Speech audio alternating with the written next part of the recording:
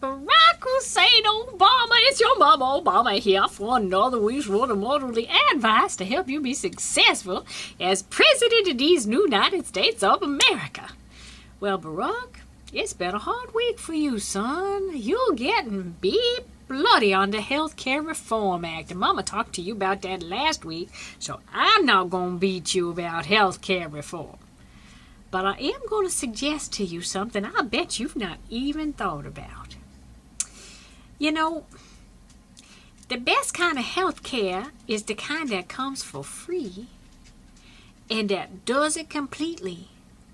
Barack, are you aware of the fact that there is radical revival going on all over the United States amongst the houses of worship? And that God is showing up in these places and He's healing the sick. And in some cases, He's actually raising the dead. And He is taking care of mental illness. And He is healing marriages. And He is doing all kinds of stuff that no federal, state, or local agencies could do the way that God be doing it. So I'm going to suggest to you this, son. How about you start encouraging the houses of worship in this country, whatever they may be called, to begin to rise up and do in their community what was their purpose all along, what God intended for them to do, which is heal the sick, minister to those that have benevolence issues, attend to those with mental illness and spiritual illness problems, start to love on their neighbors, and not just sit in their little houses of worship and be all kind of wrapped up in their programs. Do you know the churches and the temples and the synagogues in this country could do a whole lot of good if they would mobilize, unify, and get on with the program? I'm going to tell you a little story. There's a little group of pastors and churches down in Fort Myers, Florida right now that are putting together a coalition calling it the Southwest Florida Christian Faith-Based Partnership. And they all going to get together, the big churches and a lot of the little churches, and they're going to start to do in their community things that the current social services programs cannot do because they just don't have the funding or they don't have the manpower. Like a transition program for children leaving the foster care program at the age of 18 who are not anywhere near ready to get out on the streets and live by themselves independently. That's something that your houses of worship can address.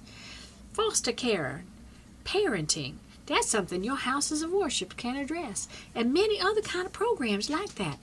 Your churches in this country could start foster care homes, and on purpose, with deliberation and planning, address some of the shortfalls in those things. That's all part of health care. That's part of making for a healthy community. And Barack, when you came into office, instead of continuing to foster the faith-based initiatives and monies and fundings, you sort of poo-pooed that as being a George W. Bush program. And you've launched on trying to get Big Brother to do everything for us. We don't want you to do everything for us. We want to rise up and be adults and start to do our job. We want to have a sense of purpose. So stop taking all our jobs away from us to be adults and have our purpose, and start encouraging the people in this country who claim that they worship something beyond themselves to rise up and be the people of God that they've been called to be. That's a challenge that you can do and won't cost you a penny, Barack. Not a penny, Mr. President. Not a penny. And be good for the people. And I know that's what you're all about. So I'm just encouraging you to consider the fact that you need to be encouraging people to stand up and take their faith where it needs to go, instead of sitting back and letting the government begin to take over everything. You don't change your strategy just a little bit here, son, you might not get a second bite at this apple.